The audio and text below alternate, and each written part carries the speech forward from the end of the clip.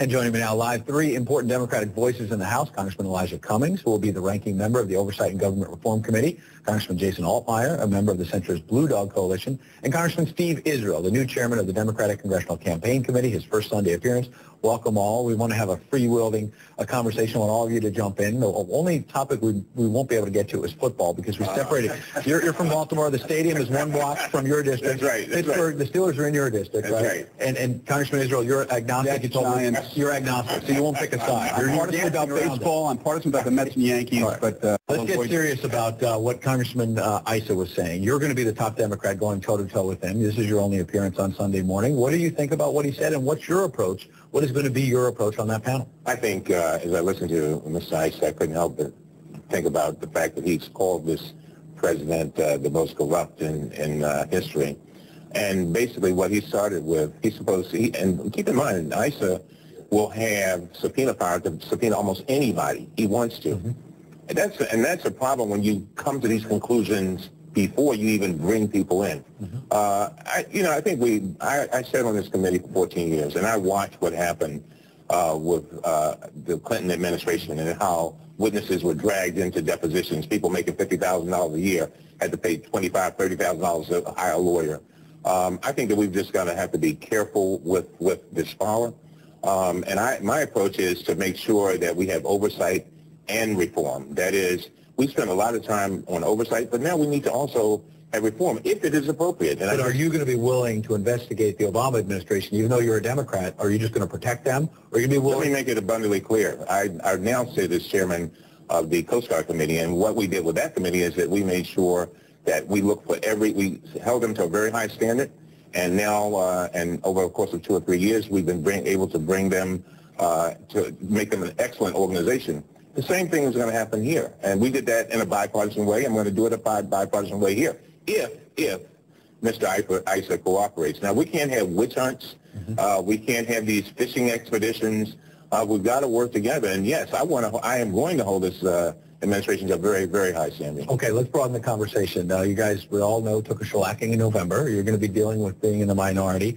John Boehner is going to be sworn in as Speaker this week. And some of you, including Congressman Cummings, I know you were upset about the tax deal the president cut with Republicans in December. And there's some Democrats wondering if you're going to be triangulated like Bill Clinton did to Democrats on the Hill after 94, 95. And then there's this, the CNN Opinion Research Corporation poll from December. Who do you have most confidence in? The public said 40% said Republicans in Congress, 35% said Barack Obama, only 15% said Democrats in Congress. Congressman Israel, you decided after the shellacking to take on the task of being the Democratic campaign chairman. Other than that, Mrs. Lincoln, how'd you like to play? I mean, what in the world, why'd you take on this job, and what's your strategy to pull the Democrats back when it looks like you've got a mountain to climb? Well, look, there's no question it's an uphill battle. I love uphill battles. And let me give you the landscape. We need 25 seats to take the House back.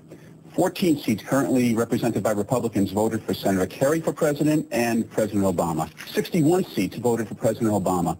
So of the 25 seats we need to take the House back, we know that there are 61 that have a Democratic presence. Second point, the Republicans are at their historic high tide. This has only happened 4 times in history, have they reached the numbers that they have now. Each time, they suffered an average 48-seat loss in the next cycle. Why? Buyer's remorse. And I think that will happen again. Some of the centrist Democrats in that Blue Dog Coalition, like you, Congressman Altmire, you're one of the last Blue Dogs standing.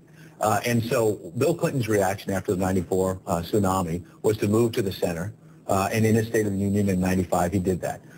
This president has a State of the Union coming up in a couple of weeks. Are you looking for a Clinton-esque moment? Do you want him to move to the center?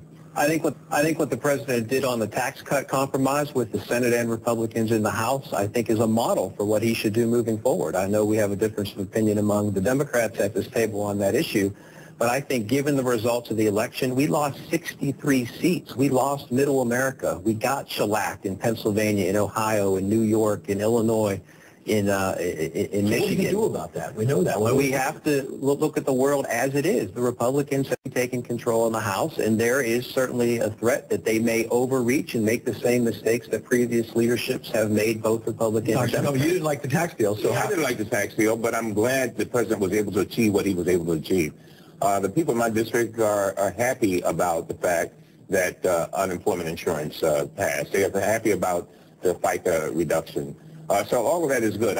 My point was that I just think that what's going to happen is the Republicans are going to come back and have proposed drastic cuts. And the same people that benefited from all the tax cut proposals will now suffer. And so that's my concern. But I applaud the president for achieving what he's achieved, because I'll tell you, when I walk around my district, people in many instances disagree with me. I just think that the president now has to keep in mind his base. His base is very, very important.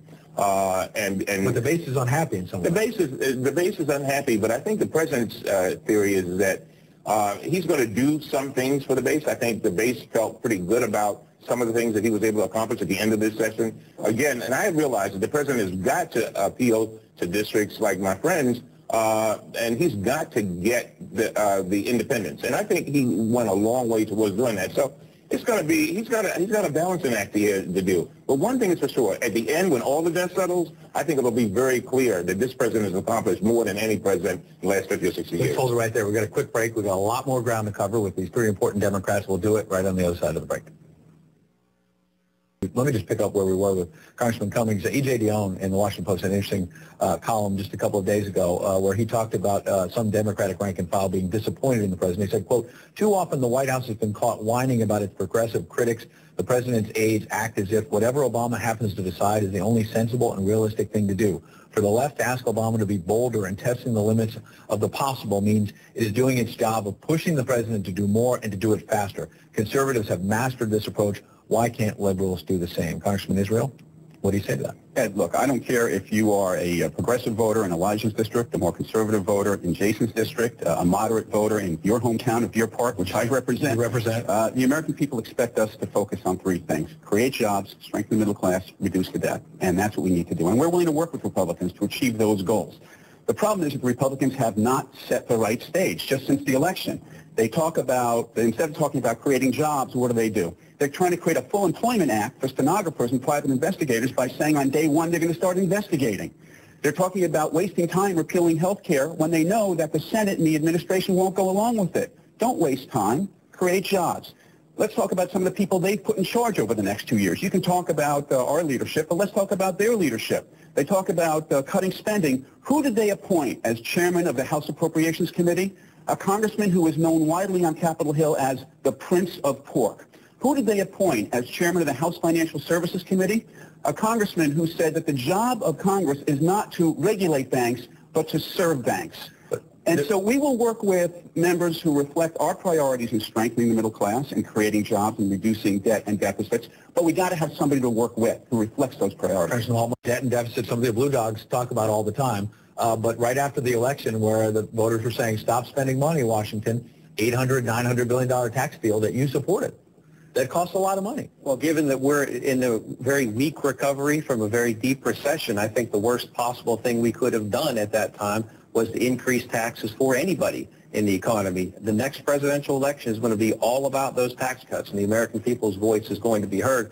But we had to take that off the table in order to focus on the economy, creating jobs, and getting us moving again. But Congressman Israel mentioned some of the new faces on the Republican side. You weren't happy with Speaker Pelosi staying on as the Democratic leader on the minority side now. How do you see her and Democratic leaders like Congressman Israel, who now be part of the leadership, pulling your party out of this mess if it's some of the same faces who have been running the party for the last 4 or 6 years? I think the Democrats have a fundamental decision to make. We're at a fork in the road. We can fight for an ideology that's been rejected by the American people, or we can work together with the newly elected Republicans for the good of the American people. I wasn't sent to Washington to be a Democrat. I was sent to Washington to work with Republicans and Democrats to fight for the needs of my district and do what's best for the country, and I think that's what the majority of Democrats are going to do. You're at a fork in the road there on I-95 in Baltimore. I've traveled it many times on the way home to Long Island. Which way are you going to go? He's saying these are failed policies that progressives want to go back to. I think that, going back to the Dionne article, I think progressives definitely want the president to fight harder. They felt that he could have had a better deal with the tax bill, no doubt about it. But the fact still remains that we're going to, I think some people have gotten the wrong message about this election, particularly the Republicans.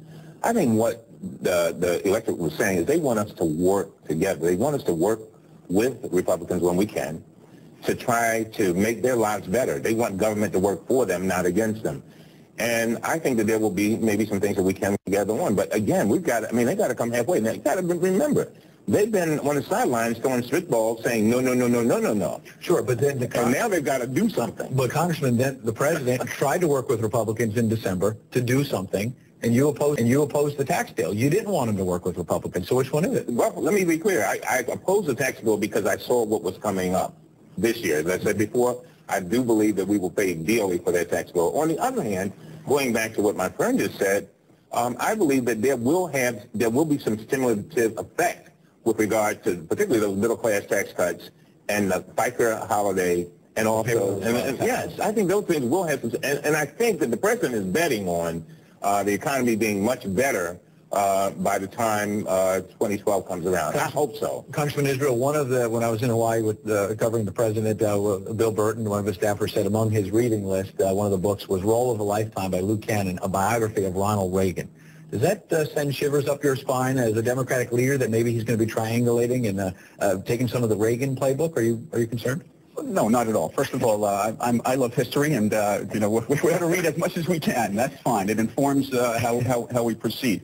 But more to the point, look, Democrats are united with this administration on those core values that I mentioned: strengthening the economy, rebuilding the middle class, strengthening the middle class, and reducing debt and deficit. And I reject the premise that House Democrats are triangulated. You look at December, where we came together and passed emergency health care for 9/11 workers. Mm-hmm. We passed middle-class tax cuts. We extended unemployment insurance. This month, the American people will open up their paychecks, and there will actually be a reduction in their payroll taxes as a result of what House Democrats did with this administration. We want to build on those achievements. We want to build on the credit card bill of rights, which the Republicans opposed. We want to build on making college more affordable, which the Republicans opposed. On those issues, we are joined at the hip. One of Governor Kane said at the top of the show as the DNC chairman was that the president's going to work with Republicans when he can, but he's not going to play Mother May I with them. How do you suggest as a conservative Democrat this president find that balance between working with the Republicans on some things as you want him to, and other times saying no way?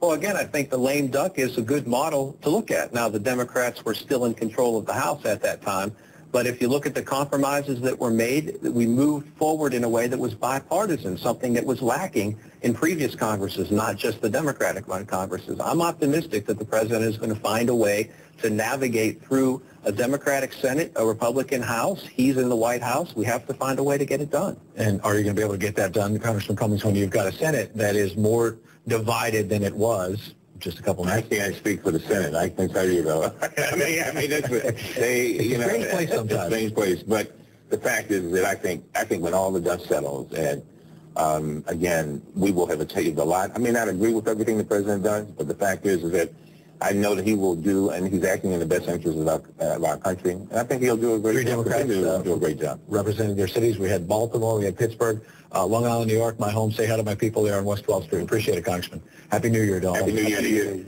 Up next, to check